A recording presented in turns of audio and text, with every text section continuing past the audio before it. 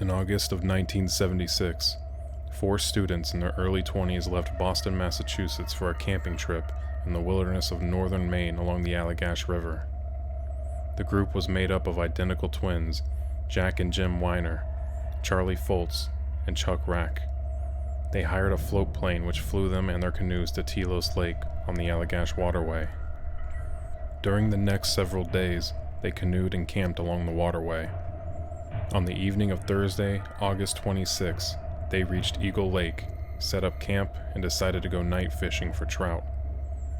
The complete darkness of the area made it necessary to build a huge bonfire in order to mark their campsite so that they could easily find their way back to it. Shortly after they started fishing, Chuck suddenly felt as if they were being watched.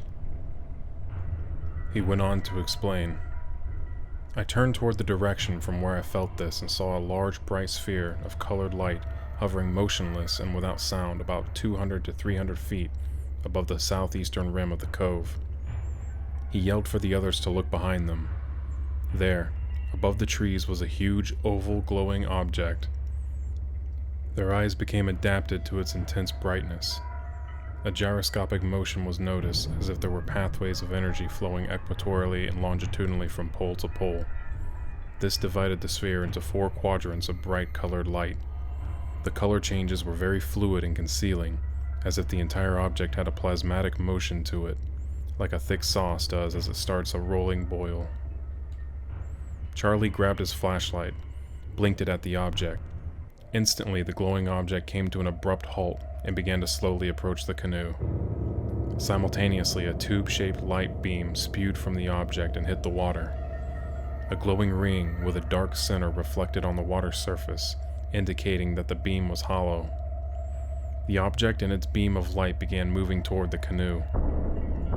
Panic-stricken, the campers began paddling frantically toward their fire and camp as the beam swept across the lake directly at them and engulfed them. From this point on, the conscious memories of the 4 differed according to each witness's vantage point. The next thing Charlie remembered was paddling for shore and standing at the campsite with the others, watching the object move away. Chuck Rack remembers staying in the canoe after the others had piled out in panic onto the shore.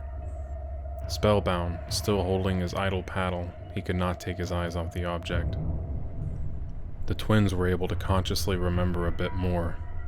Jack stated, "It was just behind us, and I could see that we were never going to outrun the beam. It was advancing too fast, and I remember thinking, holy shit, this is it, we'll never get away." The next thing I know, we were on the shore getting out of the canoe looking directly at the object, which was now about 20 or 30 feet above the water. The beam was coming out of the bottom of it like the object was sitting on the beam. It hovered there, right in front of us, completely silent for what seemed like 4 or 5 minutes. The beam was pointing up towards the sky. The object began to move up and away from us toward the southwestern sky and then shot into the stars and was gone in just a second. Jim Weiner said that there was no mistake that it was coming directly to us. Then I remember standing on the lakeshore watching the object hovering above the lake 50 to 75 yards in front of us. Then the search beam went upward, and we saw it moving away at a tremendous speed. We all seemed to be in a state of shock. We just stood there, unable to move or talk. Once the strange anesthetizing effect wore off, Chuck got out of the canoe and joined the others as they trudged moonily up the beach to their camp. Even in this state, they were dumbfounded when they realized what happened to the huge bonfire that had just been blazing several minutes ago. "When we left to go fishing," said Jim, "we set very large logs on the fire to burn for a good 2 to 3 hours. The entire experience seemed to last at the most 15 or 20 minutes, yet the fire was completely burnt down to glowing embers. At that time, they had no memory of what happened during the time it took for their huge bonfire to burn down. This would remain a puzzle to them for years." A few years after the incident at Allagash, Jim suffered a head injury which caused temporolimbic epilepsy. During treatment, Jim's doctors asked him to report any unusual experiences that might be symptomatic of his condition. Jim described strange experiences that he and his friends had experienced since the UFO encounter. These included awaking at night to see strange creatures, levitation from bed, and temporary paralysis while something was done to his genitals. He also described their encounter with a UFO in the period of missing time. Jim's doctors advised him to contact a UFO researcher, as they felt that Jim and his friends may have been involved in an abduction experience. On January of 1989, a formal investigation with MUFON investigator David Webb and with MUFON consultant Anthony Constantino was launched. It was conducted in a careful and meticulous manner over a period of 2 years. It was obvious that the period of missing time had to be sandwiched between the sighting of the object and reaching shore. The beam of light hitting the canoe seemed to be the dividing point between memory and amnesia.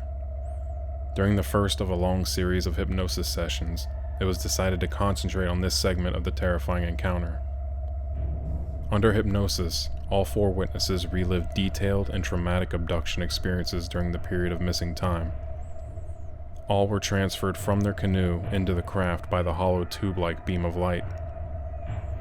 On board, they encountered strange humanoid creatures that exerted some kind of mind control over them so that they could not resist their demands. All 4 were made to undress and sit on a plastic-like bench in an area illuminated by a diffused white light. After looking at their eyes and in their mouths with a pencil-sized rod with a light on its tip, the aliens placed them in a harness and flexed their arms and legs.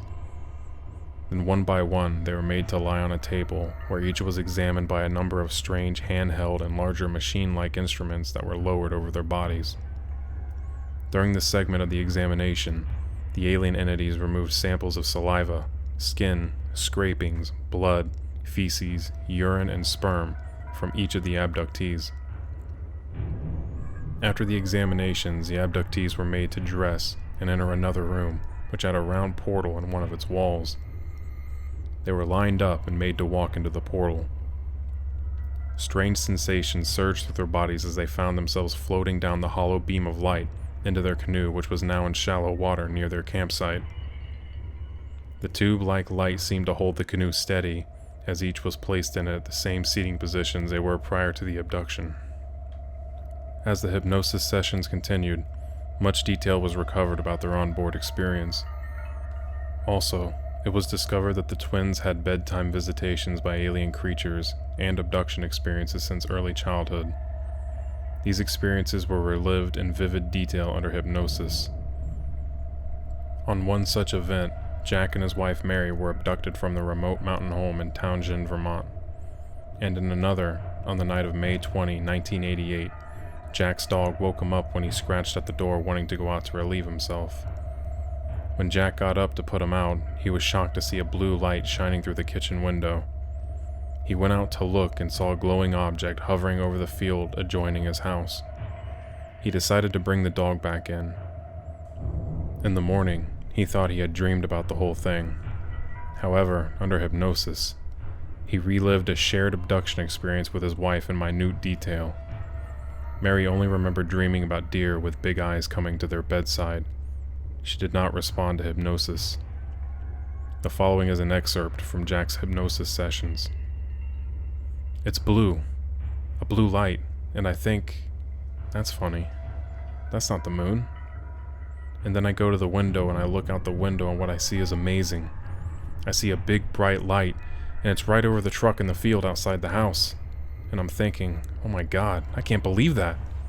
And so I say, Mary, get up and look. And I run to the door and I go out the door and I'm running towards the light in the field. Then I see the dog running alongside me. So I pick him up and I run back to the house. The light is still there and it's moving. Then I put the dog back in bed and I'm thinking, I don't want to do this. I don't want to do this now. I don't want to look at the light, so I'm going back to bed. And I'm thinking, I don't want to deal with this now. Why are they here now? And I'm scared.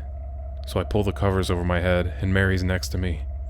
And then I know that something's in the house. I just know that they're here and I'm under the covers and I think, oh God, why are they here now? I don't want this to happen. Then the covers move and I feel something on the cover. Then the covers are down and I'm looking there and I was right. They're right there, oh God, they're right there. Right next to my bed. It has big eyes and a big head and it's dark and there's light behind it coming in through the door. And it's just taking the covers away and I don't want to look at it. And I look at Mary. There's another one there and it's next to Mary. And I wish I could do something, but I can't. I have to do what they want, and the light is out there, and they want me to go out there. They're lifting me. Mary's standing, and they're making us move towards the light. The dog isn't doing anything. We're through the door. We walk up the lawn, and I feel like I'm floating. Our feet are on the ground, but my feet aren't doing what I want them to.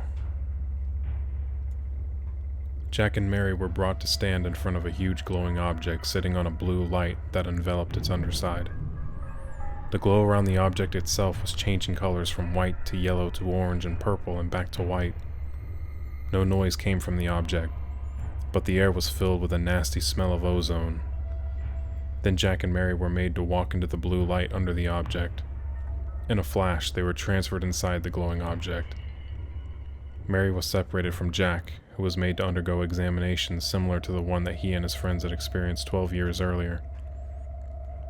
After the examination, Mary rejoined Jack, and they were literally floated across the lawn from the craft to their house, through the unopened front door and to their bedroom, where they went back to bed in a strange, dreamlike state of mind.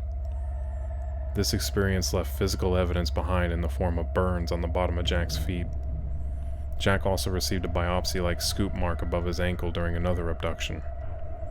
The scoop mark was located just above a scar left behind during an operation for an anomalous lump that had appeared overnight on Jack's leg several years prior. Jack's local doctor thought it was a cyst but was unable to drain it, so referred Jack to a surgeon who removed it. Jack was told the local pathologist did not know what it was and that it had been sent to the Center for Disease Control in Atlanta, Georgia for further analysis.